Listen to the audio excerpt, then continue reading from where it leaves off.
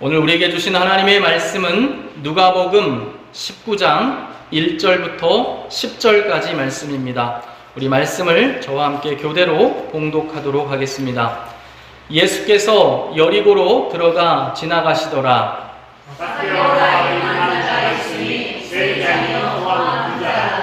그가 예수께서 어떠한 사람인가 하여 보고자 하되 키가 작고 사람이 많아 할 수 없어 앞으로 달려가서 보기 위하여 돌 모아가 나무에 올라가니 이는 예수께서 그리로 지나가시게 되니라.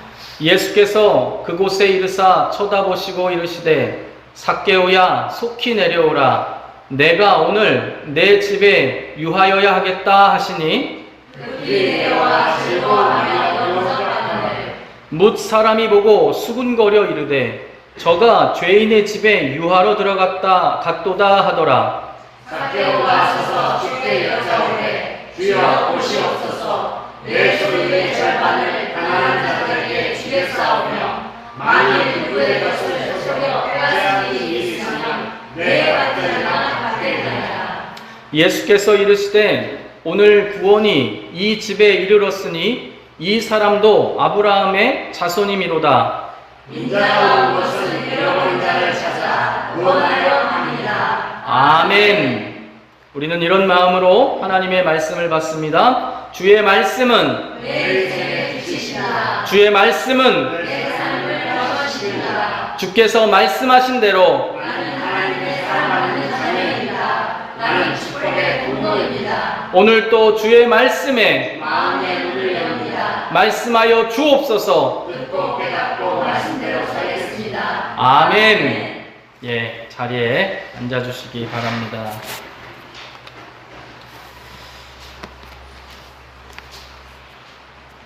할렐루야. 아멘. 오늘은 삭개오야 속히 내려오라 라는 제목으로 하나님의 말씀을 증거하도록 하겠습니다.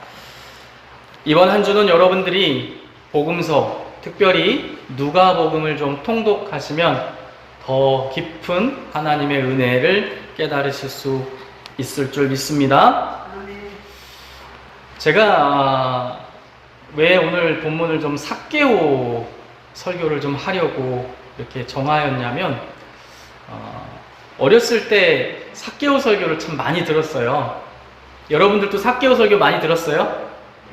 그죠? 제가 초등학교 때 이제 교회에 나가서 예수님을 영접하고 많이 들었던 설교가 초등학교 때 선생님들이 다윗 설교를 참 많이 해주셨고요. 다윗이 이 물맷돌로 골리앗을 딱 쓰러뜨리는 장면을 제가 설교를 많이 들었어요. 또 많이 들은 게 모세와 관련된 설교도 어렸을 때 많이 들었고, 또 신약 본문에서는 이 삭개오에 관한 설교를 참 많이 들었어요. 특별히 성경학교 때는 빠지지 않고 등장했던 주인공이 바로 삭개오입니다. 삭개오. 근데 제가 오늘 왜 삭개오 설교를 좀 해야겠다라고 우리 성도님들이 정말 귀가 닳도록 들은 본문인데 왜 이걸 좀 한 번 더 설교해야겠다 생각했냐면 이런 생각이 들었어요. 이번 주 누가복음을 통독하면서 여러분들은 삭개오 하면 어떤 이미지가 좀 있어요? 삭개오. 어떤 그 은혜들이 좀 남아 있습니까? 삭개오 하면? 저는 어렸을 때 선생님들께서 늘 좀 마무리가 이렇게 됐어요. 삭개오가 정말 열심히 노력해서 하나님을 만났고 예수님을 만났고 구원의 은혜를 받게 됐다. 그러니까 뽕나무, 예전에는 개역성경에는 뽕나무라고 번역했잖아요. 못 만나니까 거기까지 올라가는 그 노력. 또 예수님께서 집에 찾아오시니 벌떡 일어나서 그 누구도 할 수 없었던 결단을 딱 해가지고 그가 예수님도 만나고 구원도 약속받게 됐다. 그래서 주로 인간의 노력이 많이 강조된 설교를 이 삭개오를 통해 많이 들었어요. 그런데 그러다 보니까 상대적으로 하나님의 은혜, 삭개오를 찾아와 주시고 만나주시고 그의 이름을 불러주시고 많은 사람이 죄인이라고 손가락질하는 그 삭개오의 집에 유숙하러 들어가신 그 하나님의 그 은혜는 상대적으로 많이 가려진 것 같아요. 그래서 우리가 한 번 더 이 삭개오 설교를 통해서 우리를 찾아와 주신 하나님의 은혜를 여러분들과 나눠야겠다라는 생각이 들었습니다. 사랑하는 성도 여러분, 우리가 하나님을 찾아낸 것이 아닙니다. 우리가 하나님을 믿기로 결단한 것이 아니에요. 우리가 하나님을 택하였기 때문에 구원의 은혜가 베풀어진 게 아닙니다. 하나님께서 찾아오신 것이고 하나님께서 은혜로 만나주신 것이고 하나님께서 믿도록 은혜를 베풀어 주셨기 때문에 여러분들이 주님을 만난 것이고 주님을 영접하게 된 것입니다. 그래서 오늘 저와 여러분들이 오늘 이 설교를 통해서 우리를 찾아와 주신 주님을 뜨겁게 만나시는 귀한 시간 되시기를 주님의 이름으로 축원드립니다. 그래도 우리가 삭개오에 대해서 기본적인 또 내용은 파악을 해야 됩니다. 오늘 내용이 대략 이렇습니다. 삭개오라고 하는 인물이 있었어요. 저는 삭개오 하면은 감정이 좀 많이 이입이 돼요. 제가 구약에서 감정이 많이 이입되는 인물이 레아입니다. 레아라고 하는 인물이 눈도 침침한 것 같고 사랑도 많이 못 받는 것 같아서 왠지 모르게 창세기에서 레아 부분 읽다 보면 제 감정이 막 이렇게 자연스럽게 이입이 돼요. 그래서 레아의 시각으로 막 이걸 읽게 돼요. 그래서 막 라헬도 믿고 막 야곱도 믿고 막 이제 그렇게 읽었어요. 근데 이제 신약에서 읽다가 자연스럽게 또 이제 삭개오에게 또 감정이 막 이입이 돼요. 뭐 여러 가지 이유가 있겠습니다만 여러분들은 웃으실 수 있는데 이 부분이 좀 저에게 늘 가슴에 3절 한번 보겠습니다. 그가 예수께서 어떠한 사람인가 하여 보고자 하되 뭐가 작아요? 키가 작고 이 부분만 읽으면 일단 감정이 쫙 제가 빨리 들어가요. 삭개오 그냥 입장으로 맞아요. 삭개오는 키가 작은 사람이었어요. 예수님 좀 한번 보고 싶은데 사람들이 보여주질 않는 거예요. 끼워주질 않아요. 왜냐하면 그가 직업이 뭐예요? 오늘 보니까 세리인데 그것도 그냥 세리가 아니라 세리장이라는 겁니다. 세리장. 이 1세기 이스라엘 땅에 죄인으로 거의 확정적으로 이렇게 평가받는 그룹들이 몇 개 그룹이 있어요. 대표적인 그룹들이. 대표적인 그룹 첫째가 창녀들이에요. 창녀들. 몸을 팔아서 생계를 유지하는 창녀들은 사람들이 다 손가락질하면서 여러분 창녀들이 성전에 제대로 들어갈 수 있겠습니까? 제사를 죄 씻는 제사를 제대로 드릴 수 있겠습니까? 또 하는 일이 또 창녀이기 때문에 얼마나 사람들이 늘 생각 속에 이렇게 생각했어요. 저 사람들은 구원받지 못하고 분명 지옥 갈 거야. 이렇게 생각하는 한 그룹이 창녀들이었어요. 또 한 그룹이 요즘은 좀 조심해야 되는데 이렇게 몸이 불편하신 분들. 몸이 불편하신 분들을 몸이 불편한 것도 속상한데 그때 당시에 사람들은 유대교 교리 중에 장로들의 유전 중에 뭐가 있었냐면은 응보교리라는 게 있었어요. 응보교리. 그래서 이건 뭐냐면 왜 저렇게 몸이 불편할까? 조상이나 부모의 죄가 있어서 저렇게 되었을 것이라고 심지어 예수님 시대에는 제자들도 그렇게 생각하고 있었어요. 여러분 얼마나 속상해요. 몸이 아픈 것도 속상한데 사람들이 신앙적으로도 그렇게 손가락질했다는 것입니다. 또 한 그룹이 있었는데 그게 뭐냐면 세리그룹이에요. 세리그룹. 세리그룹도 사람들이 100% 죄인, 100% 지옥 이렇게 생각하는 그룹이 바로 세리들이었다는 것입니다. 그런데 삭개오는 세리 중에서도 뭐예요? 세리장이라는 것입니다. 그리고 이 지역도 중요한데 어느 지역의 세리장이었냐면 오늘 본문에 보니까 1절에 보니까 예수님께서 어디로 지금 들어가셨어요? 여리고라고 하는 곳에 들어갔습니다.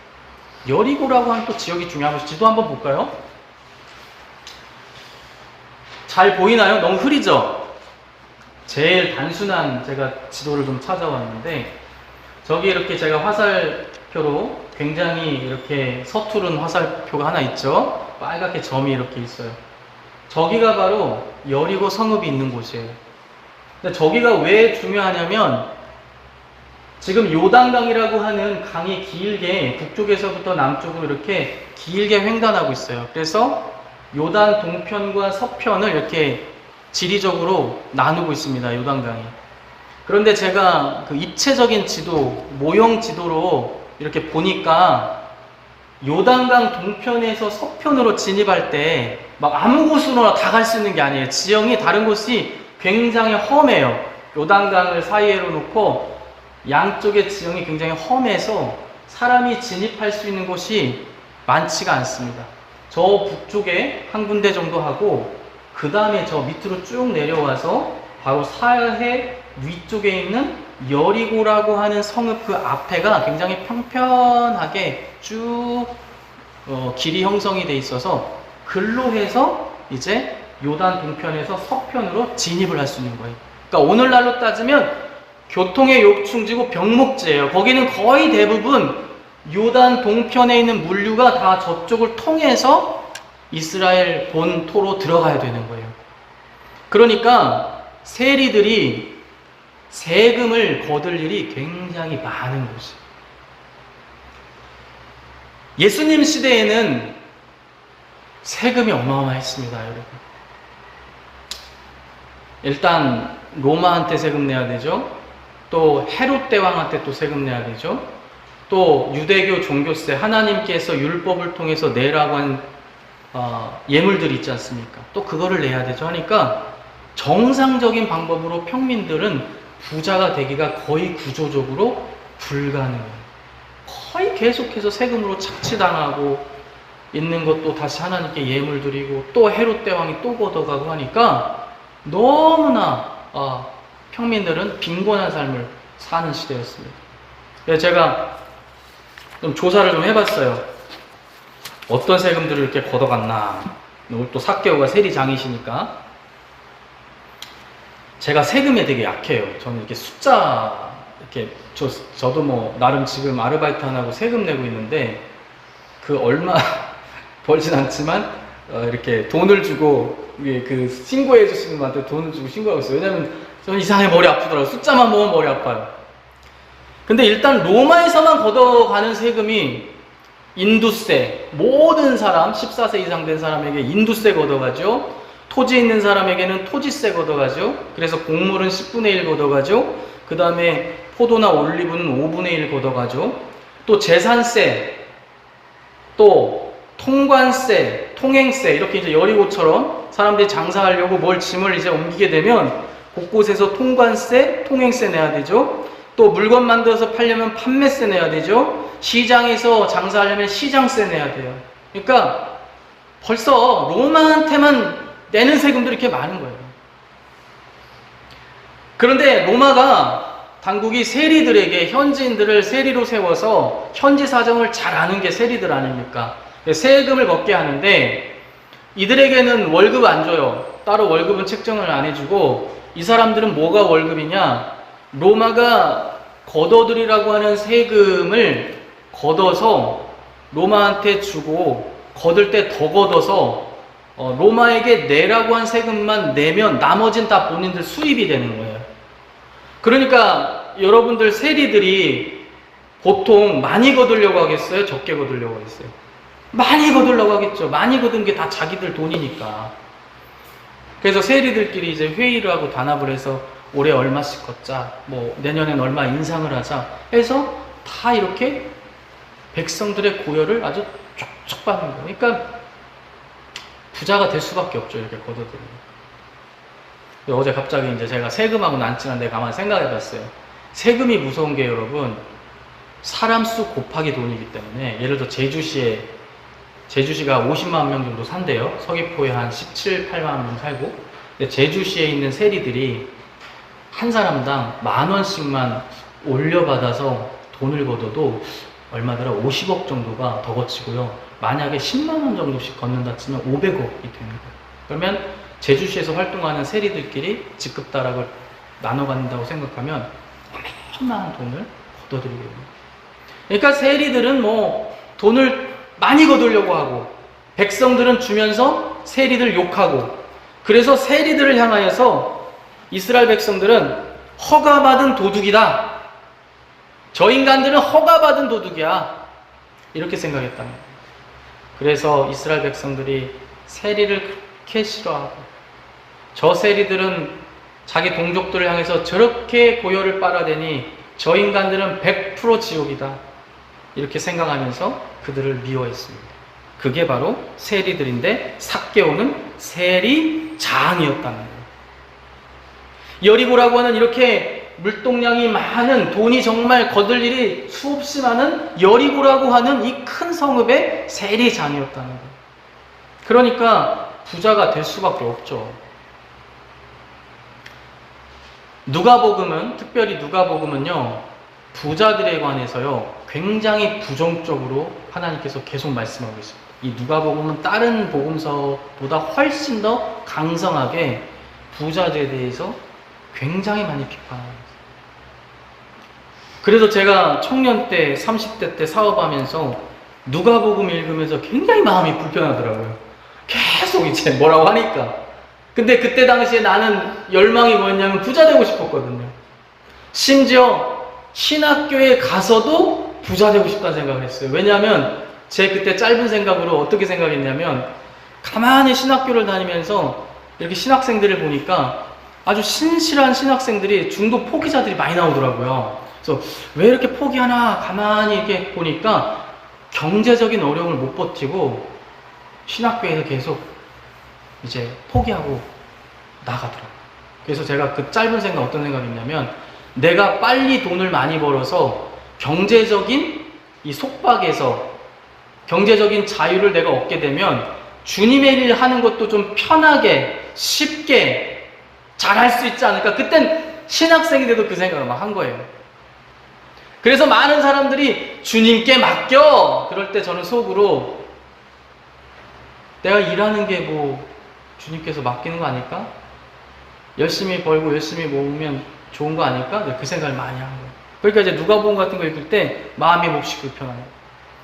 근데 제가 목사가 돼서 조사하면서 알게 된 거는, 이 누가복음 시대는요 정상적인 방법으로 부자 되기가 거의 불가능한 사회 구조를 갖고 있다.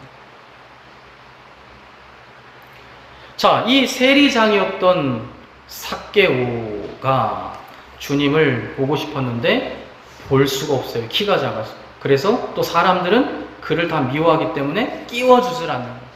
그래서 그가 결국에 어떻게 했어요? 4절에 보니까 앞으로 달려가서 우리 예수님을 보기 위해서 어디에 올라갔습니까? 돌무화과 나무 위로 올라갔다는 것입니다. 한번 돌무화과 나무 한번 볼까요?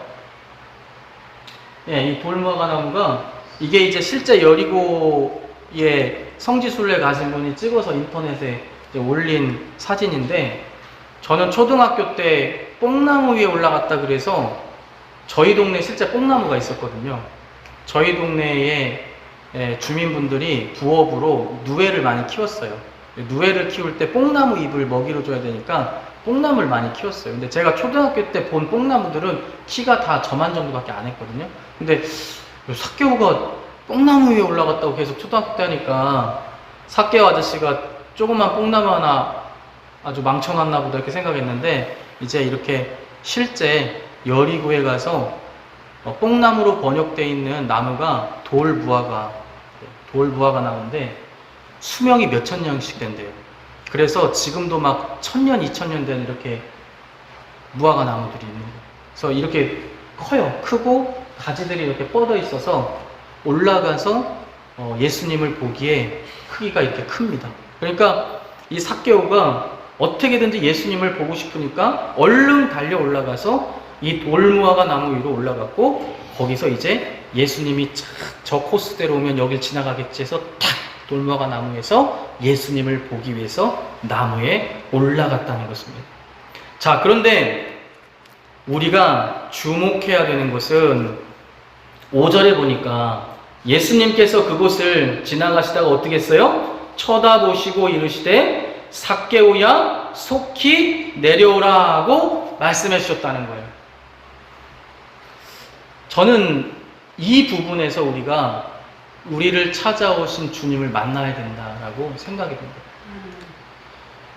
여러분, 사실 예수님께서 그냥 지나쳐도 되잖아요. 그잖아요. 꼭 삭개오 앞에서 멈출 필요 없습니다. 그냥 지나쳐도 됩니다. 사람들이 막 생각했겠죠. 참 별난 사람이네. 저기까지 올라가서 저러고 있다니. 아마 그렇게 생각하는 사람들이 많았을 거예요. 예수님도 그냥 지나쳐가도 돼요. 또 예수님께서 지금 어디를 향해 가시고 계시냐면 예루살렘을 향해서 가고 계세요. 이 예루살렘 입성이 예수님 생애에서 마지막 입성입니다. 이제 십자가의 대속의 죽음을 이루시기 위해서 가는 마지막 순례의 길이에요. 이제 이 여리고 지나면 예루살렘 입성하시는 거예요. 그럼 이제 얼마 있다가 6월절 지내시고 십자가에 못 박혀서 이제 돌아가시는 거예요. 그러니까 마지막 이 사명의 길에 여리고를 들르신 거예요. 누굴 만나기 위해서? 삭개오를 만나기 위해서. 사실 여러분들 갈릴리 지역에서 예루살렘 가는 길은 더 편한 길이 있습니다. 사마리아를 거쳐가는 길이에요. 물론 당시에 유대인들은 사마리아를 부정한 땅이라고 해서 이 사마리아를 비켜가기 위해서 오늘 예수님이 가신 길을 돌아서 요단강을 건너서 2번이나 건너가지고 이렇게 가는 루트를 선택한 거예요. 그런데 예수님은 사마리아 땅을 영혼 구원하기 위해서 일부러라도 가시는 분인데 그런 거 따지시는 분이 아니잖아요. 그러니까 갈릴리에서 예루살렘 가는 훨씬 더 편한 길은 또 다른 길이 있습니다. 사마리아를 거쳐가는 길이. 그런데 우리 주님은 오늘 이 번거롭고 힘든 길을 열심히 지금 무엇을 위해서요? 잃어버린 영혼들을 만나 구원하시기 위해서 이렇게 이 힘든 길을 돌아서 가고 계시다는 것입니다. 모두가 죄인이라고 생각했던 이 세리장 삭개오를 만나기 위해서 여리고를 지나가고 계시다는 것입니다. 그런데 삭개오만 만나신 게 아니에요. 여리고 들어오기 전에 누구를 만났냐면 18장 35절에 한 맹인을 만나게 됩니다. 이 맹인이 누구냐면 다른 복음서를 보면 바디메오예요. 바디메오. 여러분, 아까 맹인이나 이렇게 몸이 불편하신 분들은 사람들이 뭐라고 생각한다고 했죠? 죄인이라고 생각한다고 했잖아요. 예수님께서 철저하게 많은 사람이 죄인이라고 생각하는 그 사람들을 만나시기 위해서 이렇게 철저하게 그 영혼들을 만나시고 구원하시기 위해서 이 긴 여정을 지금 걷고 계시다는 거죠. 그러면서 중요한 것이 삭개오의 이름을 부르고 계시다는 것입니다. 삭개오야! 라고 부르신다는 거예요. 저는 이 말씀을 통해서 확실히 알았어요. 정말 하나님께서 우리를 찾아오시는 분이시구나. 여러분, 삭개오가 뭐 그렇게 유명한 사람은 아닐 것 같은데 어떻게 삭개오라는 사람을 알고 있고 삭개오의 이름을 불러주시냐는 겁니다. 예수님께서 어떻게 삭개오의 이름을 알아요? 미리 지금 여기 여리고에 가셔가지고. 물론 전지전능한 분이시니까, 신성을 가지신 분이니까 삭개오의 이름을 알려고 하시면 그냥 알 수 있는 거예요. 그런데 그의 이름을 지금 불러주고 계시다는 것입니다. 사랑하는 성도 여러분, 우리 주님은요, 오늘 이 본문과 같이 여러분들의 인생에 찾아가셔서 여러분들의 이름을 부르길 원하고 계십니다. 여러분들이 그런 주님을 만나셔야 한다는 것입니다. 여러분들이 주님을 찾고 만나는 게 아니에요. 하나님께서 여러분들을 찾아오시고 여러분들을 만나 주신다는 것입니다. 한 번도 본 적 없는 이 삭개오의 이름을 아시고 부르시는 주님은 동일한 은혜로 여러분들의 사정을 다 알고 계시고 여러분들의 이름을 다 알고 계시다는 것입니다. 삭개오가요, 아마 이때요 엄청 감격받았을 것 같아요. 거기 돌무화과 나무 위에 있는 내려와요.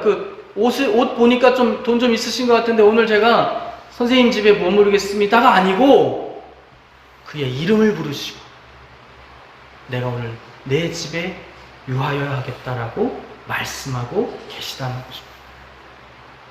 삭개오가 아마 엄청 감격한 거예요. 그래서 예수님께서 삭개오의 집에 머무를 때에 삭개오가 아주 파격적인 결단을 합니다. 8절을 한번 볼게요. 삭개오가 서서 주께 여짜오되 주여 보시옵소서 내 소유의 절반을 가난한 자들에게 주겠사오며 만일 누구의 것을 속여 빼앗은 일이 있으면 네 갑절이나 갚겠나이다 라고 말했다는 것입니다. 이게 삭개오가 할 수 있는 최대의 배상입니다. 근데 저는 이 말씀 읽으면서 삭개오 선생님이 왜 이렇게 하셨지? 이거 감당이 되시려나? 그런 생각이 좀 들었어요. 일단 어떻게 해야 돼요? 자기의 재산의 절반을 팔아 가난한 자들에게 나눠줘야 돼요. 그리고 만일 내가 남의 것을, 누구의 것을 속여 빼앗은 일이 있으면 몇 배나 갚겠다고요? 네 갑절이나 갚겠다고 지금 선언하고 있다는 것입니다.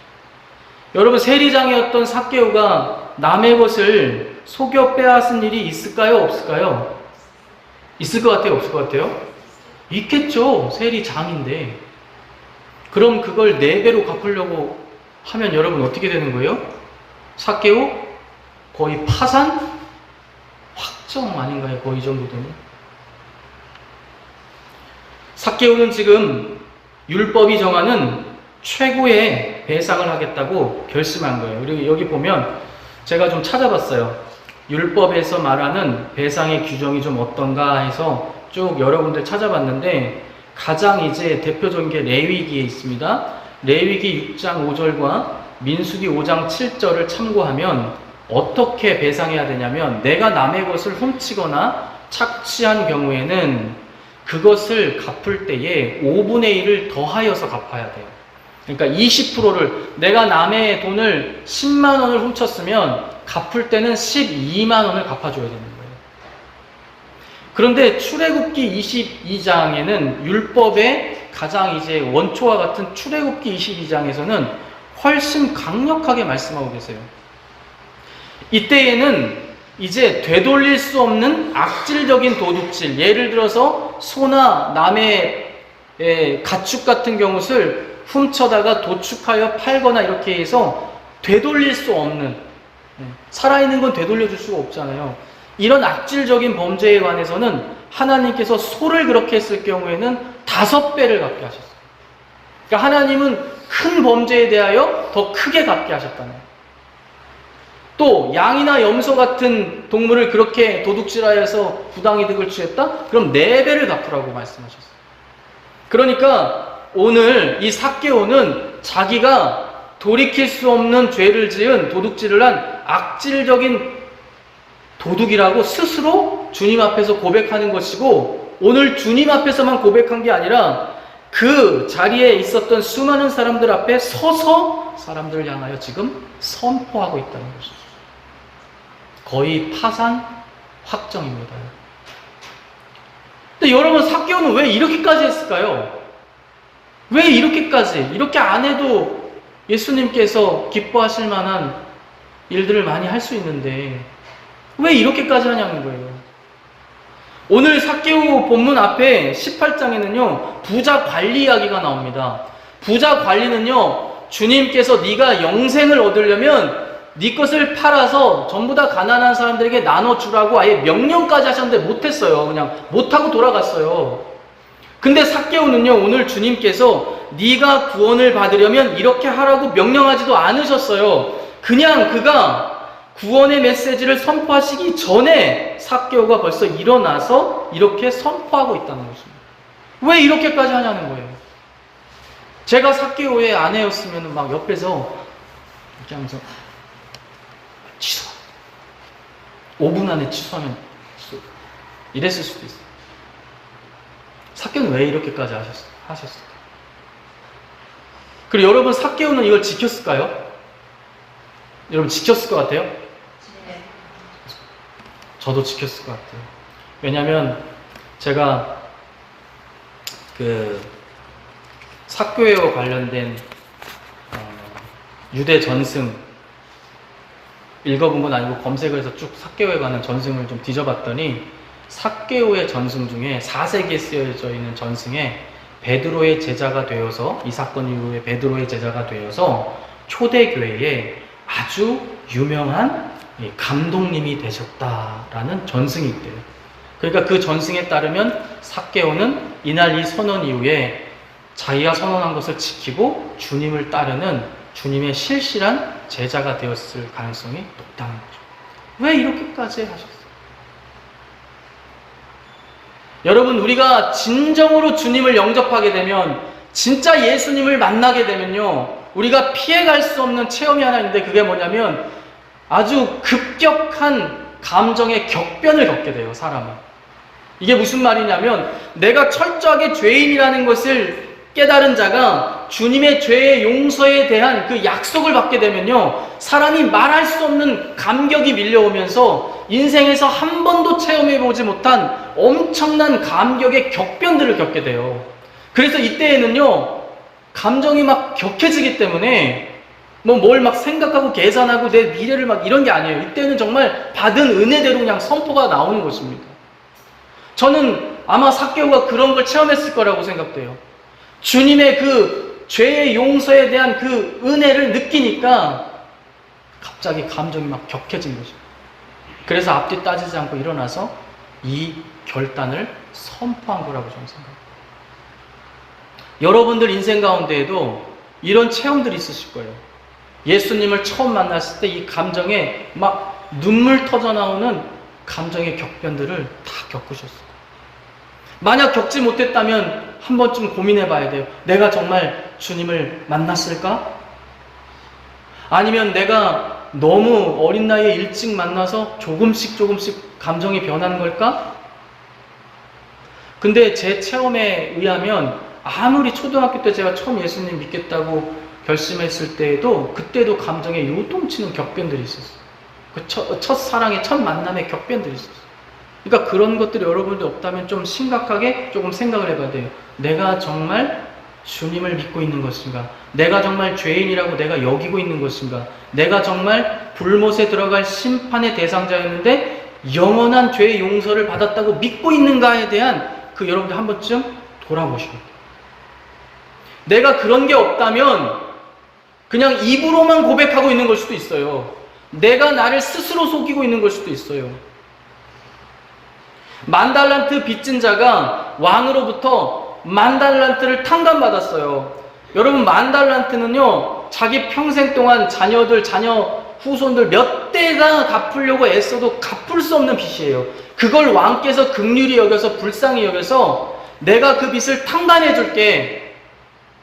너희들이 안고 태어난 그 원죄, 너희들이 아무리 애쓰고 몸부림쳐도 갚을 수 없는 그 죄를 내가 예수 그리스도의 피로 오늘 갚아줄게 라고 선포했을 때 그걸 진짜 믿는 사람은요, 감정이 막 격하게 요동치는 거예요. 눈물 콧물이 막 쏟아지게 되는 거예요. 아니, 내가 10,000달란트를, 이 10,000달란트를 어떻게 내가 갚을 수도 없는 이 10,000달란트를 왕께서 탕감해 주시니 내가 정말 몸둘 바를 모르겠다. 이게 정상적인 반응이에요. 근데 그 사람은요, 그 은혜가 없었어요. 감격이 없었어요. 그러니까 오늘날로 얘기하면 예수님을 진짜 믿은 게 아니에요. 나오면서 자기한테 100데나리온 빚진 사람 보니까 화가 올라왔어요. 10,000달란트 탕감받은 기쁨이 모든 걸 집어 삼켜야 되는데, 삼키고도 남아야 되는데, 이 사람은 이거에 대한 감사도 없고 감흥이 없으니까 100데나리온 빚진 사람 멱살을 잡고 감옥에다 쳐놓은 거예요. 빨리 갚고. 여러분들의 신앙이 혹시 그런 상태라면은 정말 삭개오처럼 주님을 못 만난 걸 수도 있어요. 아니, 삭개오처럼 만나지 못한 걸 수도 있어요. 그런 삭개오를 향하여서 우리 주님께서 오늘 선언하시는 거예요. 9절에서 오늘 구원이 이 집에 이르렀으니 이 사람도 아브라함의 자손이미로다 라고 선포하고 계십니다. 저는 오늘 이 삭개오의 내용을 통해서 우리가 아까 말씀드렸듯이 잊지 말아야 되는 게 뭐냐, 구원에 있어서 하나님의 은혜를 우리가 절대 잊어서는 안 된다는 것입니다. 우리가 에베소서 한번 2장을 좀 한번 띄워주실래요? 여러분들이 여러분들의 구원에 관해서, 구원론에 관해서 나는 자꾸 헷갈리고 뭔가 잘 정리가 안 된다 하면은 여러분 무조건 에베소서 2장 8절, 9절, 10절을 암송하시기 바랍니다. 거기에요, 가장 간략하게 나와야 할 모든 개념이 명확하고 확고하고 군더더기 없이 간략하게 다 설명되어져 있는 게 에베소서 2장 8절, 9절, 10절입니다. 그러니까 감히 단언하건대 구원론에 관하여 이렇게 정말 명확하게 설명되어져 있는 본문이 또 있을까 싶을 정도의 아주 정확한 구원론이 설명된 게 에베소서 2장 8절, 9절, 10절이에요. 그래서 한번 우리가 읽어보고 여기서 삭개오의 말씀을 통해서 우리가 뭘 기억해야 되는지 한번 짚어보도록 하겠습니다. 우리 에베소서 2장 8절을 한번 크게 한 목소리로 한번 봉독하겠습니다. 시작. 너희는 그 은혜에 의하여 믿음으로 말미암아 구원을 받았으니 이것은 너희에게서 난 것이 아니요 하나님의 선물이라. 9절입니다. 시작. 행위에서 난 것이 아니니 이는 누구든지 자랑하지 못하게 함이라. 시작. 우리는 그가 만드신 바라 그리스도 예수 안에서 선한 일을 위하여 지으심을 받은 자니 이 일은 하나님이 전에 예비하사 우리로 그 가운데서 행하게 하려 하심이니라. 자, 우리가 보통 에베소서 2장 8절과 9절만 암송하는데 사실은 제가 보니까 10절까지 암송해야 될 것 같아요. 왜냐하면 우리 구원론에 있어서 필요한 모든 개념이 10절까지 하면 다 나오거든요. 우리가 구원에 있어서 하나님의 은혜와 믿음만 강조하는데 이 10절 보니까 선한 일, 즉 행위도 설명되어지고 있어요. 그러니까 구원론에 있어서 필요한 하나님의 은혜, 믿음, 구원 행위가 다 에베소서 2장 8, 9, 10절에 설명되어지고 있어요. 그러니까 이걸 간략하게 도식화하면 우리는 어떠한 과정을 통해서 구원받게 되느냐? 하나님의 은혜로 말미암아 믿음을 통하여 구원을 얻게 되고 구원받은 자들은 자연스럽게 하나님을 향한 선한 행위들이 나오게 되더라는 겁니다. 이게 그냥 2장 8, 9, 10절에 나오네요.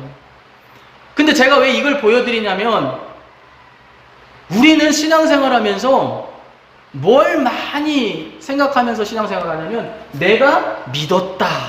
이 믿음에 굉장히 우리는 강조하면서 신앙생활하고 있어요. 그래서 우리가 어떨 때 교만해지는 거예요. 하나님이 선택권을 주셨는데 내가 믿었기 때문에 구원받은 것이다. 내가 믿은 거 참 잘한 일이다. 나 참 잘했다. 나의 노력, 나의 결심, 나의 의지를 막 스스로 칭찬하면서 여러분들이 알게 모르게 교만해지더라는 거예요. 그러면서 하나님께서 내게 찾아오신 걸 기억하지 아니하고 내가 하나님을 찾아냈다. 내가 예수님을 선택했다. 이렇게 여기며 살아가게 되더라는 것입니다. 근데 그것은 큰 구원론에 의한 착각이라는 거예요. 그 모든 과정의 출발이 뭐로부터 출발한다고요? 하나님의 은혜로부터 출발한다는 거예요. 하나님께서 여러분들을 찾아가시는 은혜, 여러분들 인생에 관심을 보이시는 그 은혜, 여러분들의 이름을 불러주시는 그 은혜, 여러분들을 집에 찾아가시는 그 은혜, 예수님께서 삭개오의 집을 찾아가는 그 행위 자체가 이미 엄청난 은혜예요. 왜냐하면 사람들이 다 손가락질하고 욕했거든요. 여기 본문에 보면 뭇 사람들이 손가락질하는데요. 이 뭇이라고 하는 단어가 제가 헬라어 원어 찾아보니까 이 뭇이라고 하는 단어는요, 모두가 라는 뜻이에요. 예외 없이 모두가 다 예수님을 욕했어요. 왜냐하면 죄인의 집에 갔다고 다 욕했어요. 그러니까 주님께서 삭개오 집에 간 행위 자체가 이 삭개오를 위한 엄청난 은혜의 행위라는 것입니다. 여러분들이 이번 한 주 정말 잊지 말고 가슴에 새겨야 되는 게 뭐예요? 여러분들의 모든 구원의 역사의 출발은 하나님의 은혜로부터 출발한다는 것입니다. 그래서 여러분들이 이제는 좀 이 감격, 주님께서 정말 수많은 사람 중에 나를 찾아오시고 계획하시고 이름을 부르시고 이 예배의 자리에 우리를 부르시고 성도로서 택해 주시고 환난 전에 우리를 불러 올려주시고 모든 구원의 역사를 완성하실 그분을 여러분들이 좀 이제는 감격으로써 주님을 만나시는 그런 귀한 한 주 되시기를 주님의 이름으로 축원드립니다. 아멘.